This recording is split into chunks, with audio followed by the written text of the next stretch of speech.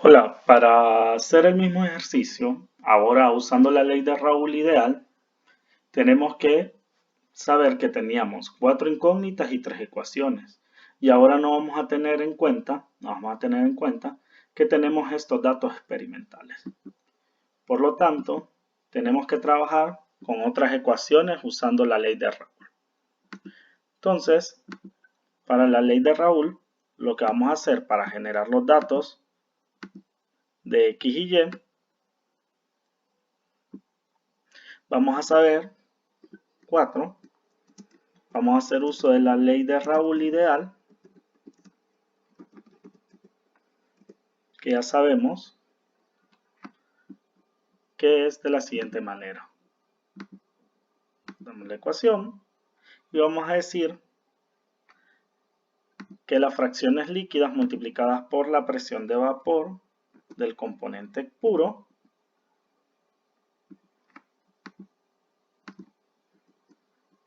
presión de vapor del componente puro 1 y como esta mezcla es binaria, presión de vapor del componente 2 nos va a dar como resultado la presión total del sistema. Y vamos a saber también por la sumatoria de fracciones molares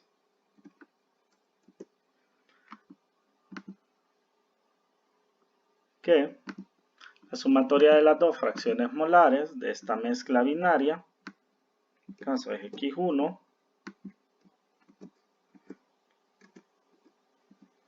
más X2, me tiene que dar igual a 1. Por lo tanto, podemos modificar la ley de Raúl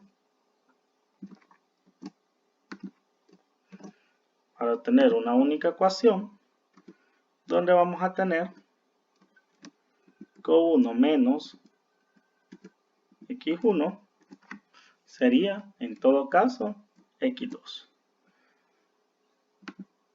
Con estas ecuaciones trabajaría. Entonces, comenzando, vamos a trabajar, vamos a tener en cuenta estos datos que tenemos acá y vamos a trabajar acá. Vamos a tener siempre los mismos datos de diseño, que los copiaré del ejercicio anterior. Tener los datos de diseño, que sería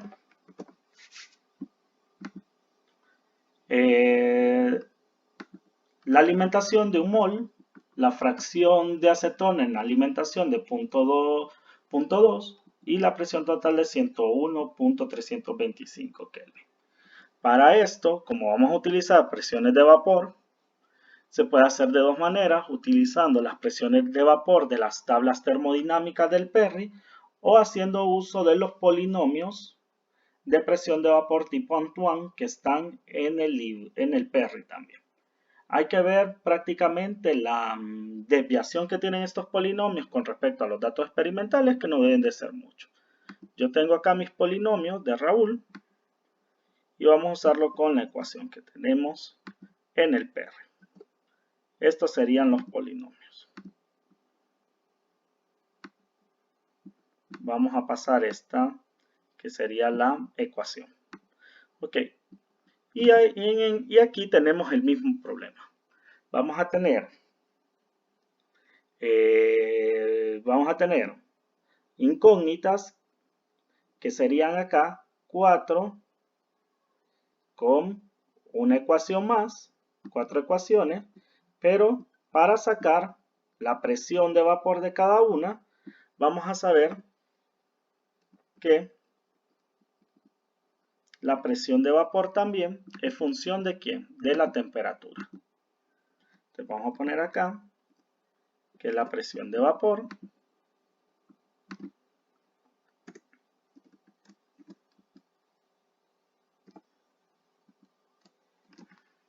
es función de la temperatura. Y la temperatura es otra incógnita que tendríamos nosotros. Entonces tenemos ahora 5 incógnitas y 4 ecuaciones. Entonces vamos a usar un sistema iterativo. ¿Qué vamos a hacer? Vamos a asumir la temperatura. Si nosotros miramos, en este caso voy a hacer lo mismo y voy a tener un marcador en Kelvin. ¿Por qué voy a hacer esto? Porque las presiones calculadas con este polinomio, la temperatura está exclusivamente en Kelvin y la presión me da en pascales. Con la temperatura yo podré calcular la presión de vapor de la acetona y la presión de vapor del agua. Pero estas, como estamos trabajando con una presión de kilopascales, las tendré que colocar en kilopascales.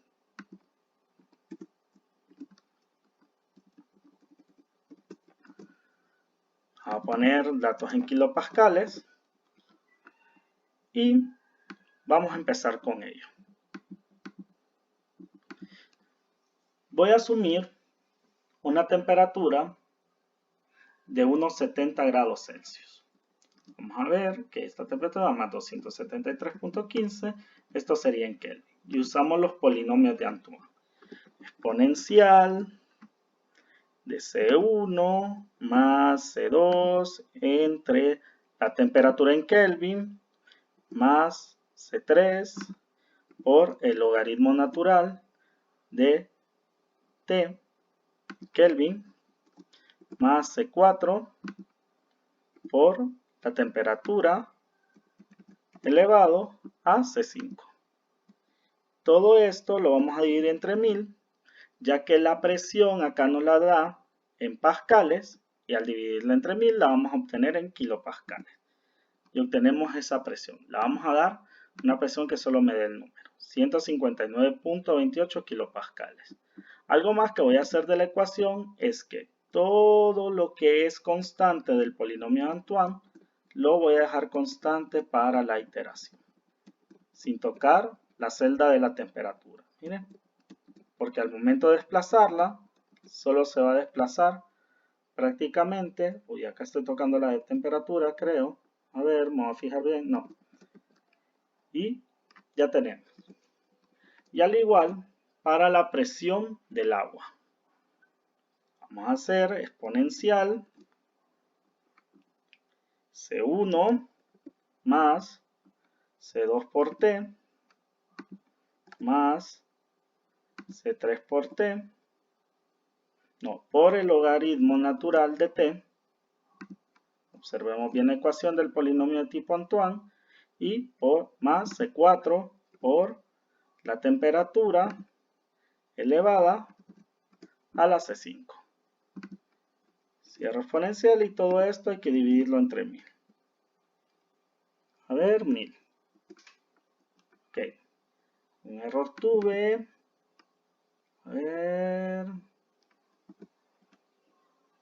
Vamos a dejar el número. Que estoy obteniendo un error de algún dato. A ver. P5. Q10. P13. R10. T5. Tal vez necesito doble paréntesis.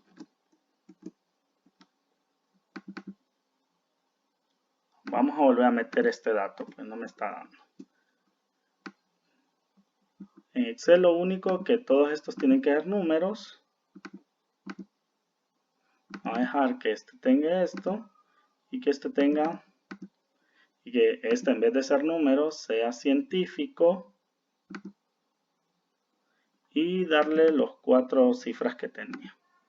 Okay. Y este darle también las 4 que tenía. Este 1 y este 3 cifras, así como aparecen en el PR. Entonces pongo exponencial, abro el número, C1 más C2 por T, a ver, C2 C2 entre T. Creo que ahí tenía el error. Más C3 por el logaritmo natural de C...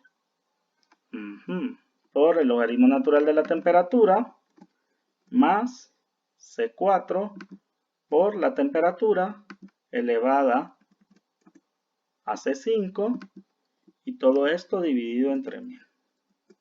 Y ahí hay una temperatura, una presión que es la presión del agua a 70 Celsius. Ahora, como yo ya tengo las dos presiones, que sería este y la presión total, yo de esta ecuación, de la número 5, puedo calcular X1. Y para calcular X1, voy a despejar esta ecuación que quedaría de la siguiente manera.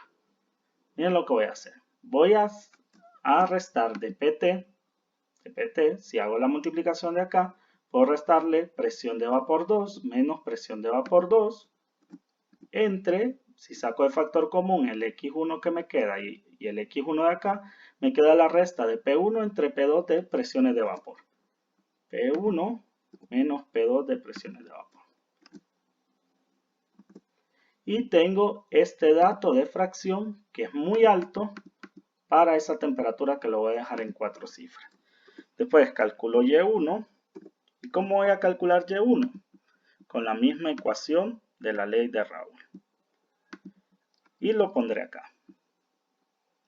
Y1 la voy a calcular de la ecuación que dice que X1 por P1 es igual a Y1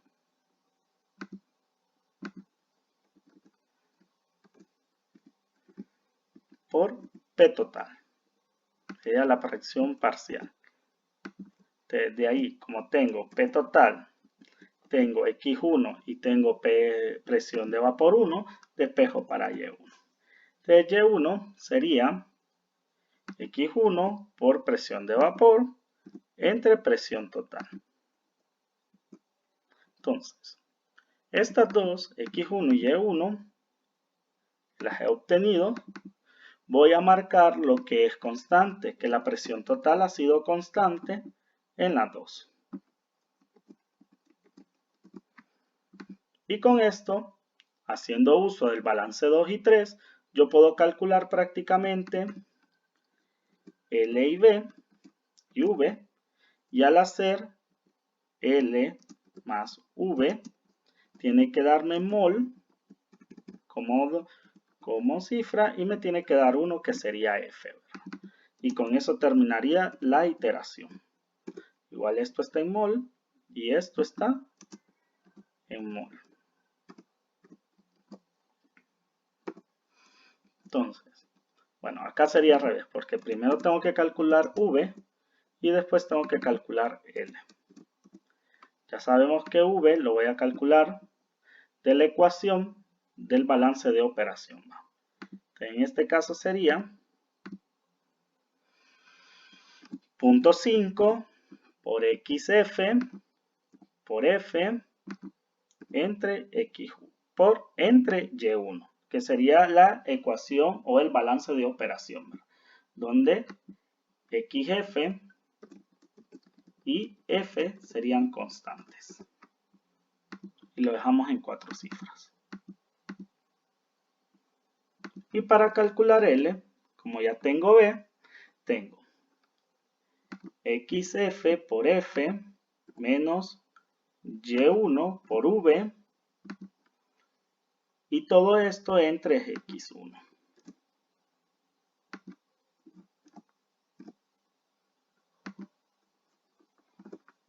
Y tendría acá, si lo dejo de 4 cifras, tendría a L, todo en mol. Y ahora solo hago la suma de los dos para ver si me da igual a 1. Y me da 0.2988, lo que no es 1. Y acá, ¿qué teníamos constante? Tenemos constante a XF y a F. resultados los demás van a ir variando según la iteración. Acá vamos a ver si los dejamos constantes también. Y en Y1 también. Ok, no nos dio la iteración. Por lo tanto, yo asumiría una temperatura, vamos a ver, de 68. Por probar, mejor 60. Entonces, miremos la temperatura, 333, y solo jalo todo para abajo.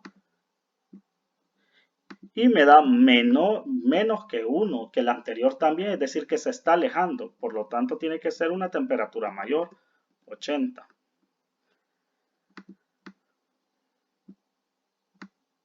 Si miramos 80, ok, ¿qué ha pasado? Que la presión 2 no lo tengo constante. La vamos a dejar constante para poder hacer la iteración bien. Esto es lo bueno, que al momento que vamos iterando, nos va diciendo qué error vamos teniendo cuando se solapan los valores de los textos. Miren, he marcado como constante todas las que están en la fila 10, sin importar la columna. Entonces, si yo a este lo hago para abajo, estamos en 70, siempre da menor, que es 22.03, y ahora, cuando dejo 80, me da un valor mayor. Pero 80 todavía no se acerca a 1. Vamos 90. Recuerden que la temperatura de ebullición de agua sería 100, ¿verdad? Sería la temperatura mayor que podemos tener. Entonces, y ya se va acercando a 1. Miren, si lo dejamos a 95, se nos ha pasado. Vamos con 92. Todavía está muy arriba, 91.